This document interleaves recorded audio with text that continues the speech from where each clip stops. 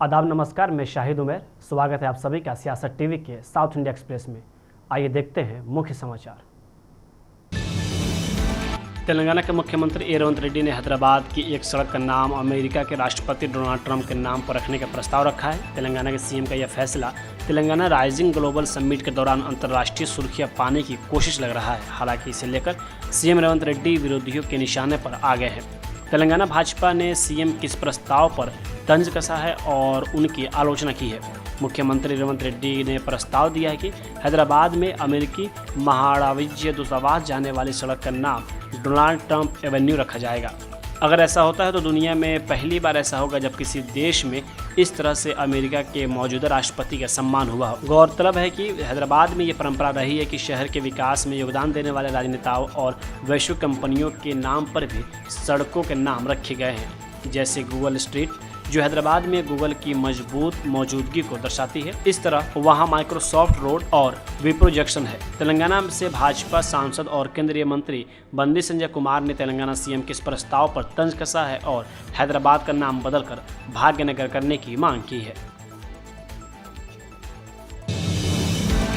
वंदे मातरम की 150वीं वर्षगांठ पर संसद में हुई विशेष चर्चा में कांग्रेस सांसद चमाला किरण कुमार रेड्डी ने कहा कि हम वंदे मातरम का सम्मान करते हैं। हम इसे अपने मंच पर विभिन्न स्तरों पर उठाते रहे हैं, लेकिन अभी वे इसे केवल दिखाना चाहते हैं, जबकि उनके सहयोगियों आरएसएस और संघ ने इसे कभी गंभीरता से नहीं लिया है और अतीत में अपने कार्यालयों में कभी नहीं गाया। दिल्ली का प्रदूषण, इंडिगो की उड़ानें रद्द होना, बेरोजगारी चरम पर, इसलिए चर्चा और बेहतर हो सकती थी। भाजपा इतिहास को फिर से लिखकर लोगों का ध्यान भटकाना चाहती है। हम वंदे मातरम के इतिहास पर बात करेंगे, यह कैसे अस्तित्व में आया और किसने इसे प्राथमिकता दी।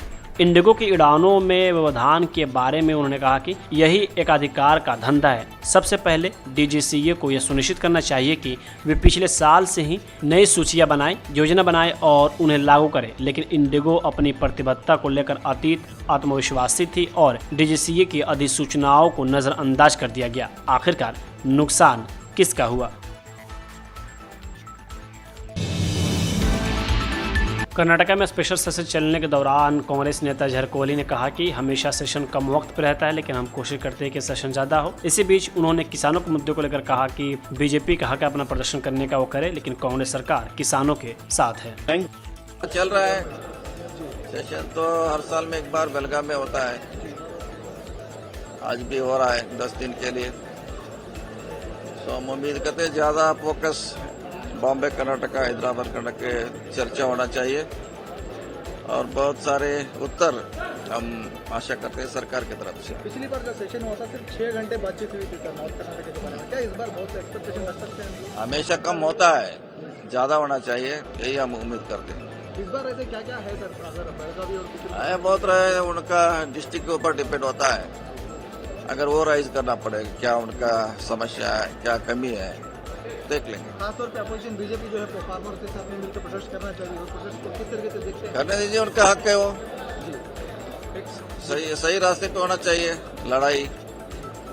सरकार तो हमेशा किसानों के साथ है, कांग्रेस सरकार, इस बार भी रहेंगे आप। एक आखिरी सवाल है, क्या ये जो सेशन है सिद्धरामैया जी का आखिरी सेशन होने वाला है या इसके बाद भी रहेंगे? नहीं, वो कैसे हो जाएंगे?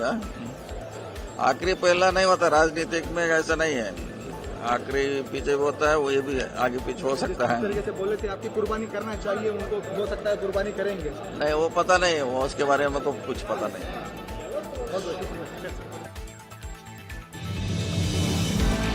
वंदे मातरम के 150 साल पूरे होने पर लोकसभा में विशेष चर्चा होने पर भाजपा नेता सीटी रवि ने कहा कि वंदे मातरम एक ऐसा मंत्र है जो देश को एकजुट करता है। इस पर बहस होनी चाहिए और इसे पढ़ाया भी जाना चाहिए।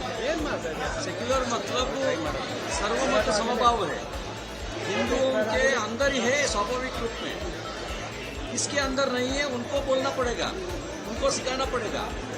हिंदुओं के अंदर सर्वमत समभाव स्वाभाविक रूप में है, उसके वजह से यहाँ आप भी भगवान बन सकता है। दूसरा मजहब में ऐसा बनेगा तो आपको कत्ल करेगा, ऐसा नहीं होता है। सेक्युलर मतलब अपीजमेंट नहीं है, पहले समझ लीजिए। कांग्रेसियों को बोलना चाहता हूँ, आप पहले सेक्युलर को मतलब समझना चाहिए। आप सेक्युलर के नाम पर क्या किया है? वंदे मातरम वो काट दिया, सेक्युलर के नाम पर देश को बंटवारे किया, सेक्युलर के नाम पर समाज को बंटवारे किया, सेक्युलर के नाम पर जाति जाति के वजह से आप राजनीति किया, वो सेक्युलर नहीं है। वंदे भारत डिबेट आज पार्लियामेंट में होने वाला है, पूरा प्राइम मिनिस्टर लीड कर रहे हैं उसको, आप इसको कैसे देखें इसको? वंदे मातरम मंत्र है, देश को जोड़ने का मंत्र है, भारत को समझने का मंत्र है, उसके बारे में डिबेट भी होना और वंदे भारत मातरम के बारे में अपना पट्टी में रख करके उसको स्टडी करना और सिखाना चाहिए। सर नो कॉन्फिडेंस मोशन आप कब सर नो कॉन्फिडेंस मोशन आप मूव करेंगे सर, इस सेशन में कब होगा? वो चर्चा अपना पार्टी में नहीं हुआ है, कल अपना लेजिस्लेटिव पार्टी मीटिंग है, वहाँ हम चर्चा करेंगे। सर इंडिगो का प्रयास कांग्रेस बीजेपी को टारगेट करना है, इसी वजह से लोग कांग्रेस के अंदर के मोनोपोली के बारे में पहले बात करो, बाद में बाकी बात कर सकता है। कांग्रेस के अंदर मोनोपोली है ना एक परिवार का, वो मोनोपोली खत्म करो, वहाँ लोकतंत्र लागू करो, आपका पार्टी सुधार होगा, बाद में देश को सुधार कर सकता है। सर अभी कर्नाटक में जो पावर्स का कसरत हो रहा है उसके ऊपर अभी तक जो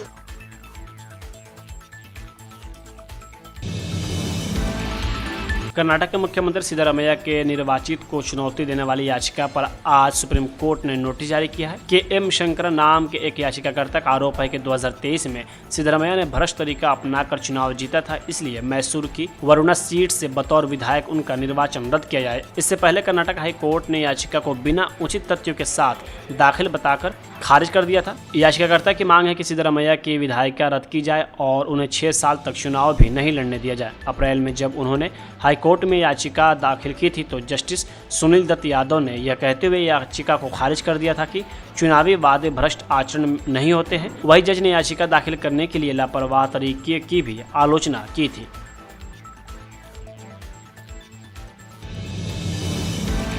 2017 के रेप केस मामले में मलयालम एक्टर दिलीप को अदालत से बड़ी राहत मिली है। केरल की कोर्ट ने इस मामले पर सुनवाई करते हुए उन्हें बरी करने का आदेश दिया है। अभिनेत्री से दुष्कर्म केस में 8 आरोपियों को गिरफ्तार किया गया था, मगर केरल कोर्ट ने दिलीप को मामले में बरी कर दिया है।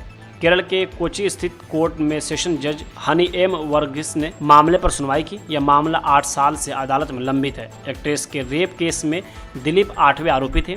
केरल कोर्ट ने दिलीप समेत 2 लोगों को इस केस में दोषमुक्त कर दिया है। रेप केस की सुनवाई के दौरान अदालत ने 6 आरोपियों को दोषी करार देते हुए 12 दिसंबर को सजा सुनाने का आदेश दिया है। कोर्ट ने दिलीप को बरी कर दिया है, हालांकि इसकी वजह अभी तक सार्वजनिक नहीं की गई है। 12 दिसंबर को मामले पर फैसला सुनाने के बाद सभी दस्तावेजों को सामने रखेंगे।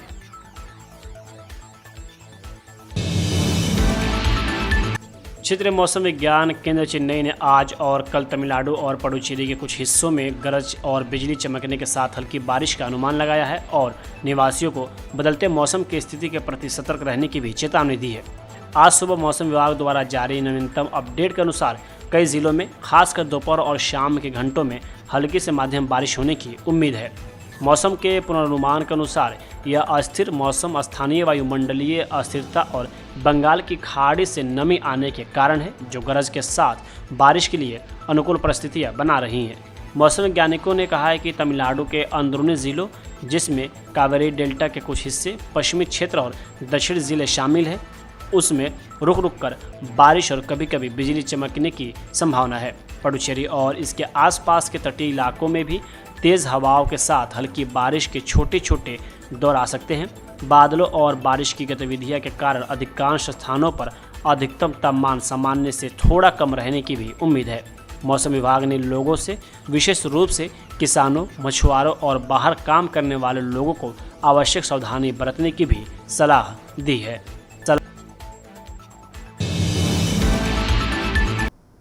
साउथ इंडिया एक्सप्रेस यहीं होता है समाप्त। मुझे दे अब इजाज़त। बाकी खबरों के लिए बने रहें सियासत टीवी के साथ।